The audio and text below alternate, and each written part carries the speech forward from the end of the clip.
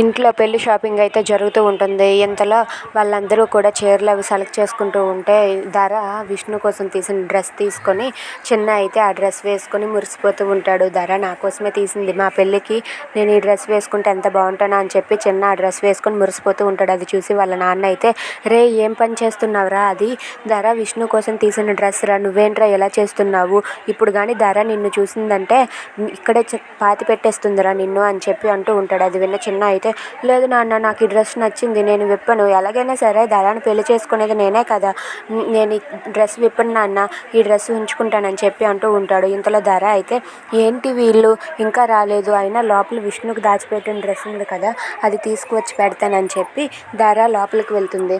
ఇక ధర రావడం గమనించి చిన్న వాళ్ళ నాన్న అయితే ఒక్కసారిగా షాక్ అయ్యి, రే రే ఇలా రారా అని చెప్పి పక్కనే ఉన్న బెడ్షీట్ని తీసి చిన్నాకి కప్పేస్తాడు.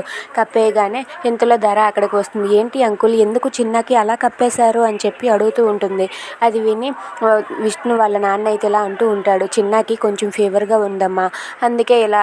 ఏం లేదు, నువ్వెందుకు ఇలా వచ్చావు అంటే, ఇక్కడే విష్ణుకి నేను తీసుకొచ్చిన డ్రెస్ ఉంది, దాన్ని తీసుకువెళ్దామని వచ్చాను అంకుల్ అని చెప్పి ధర అంటుంది. అది విని చిన్న అలాగే వాళ్ళ నాన్న అయితే ఒక్కసారిగా షాక్ అవుతారు.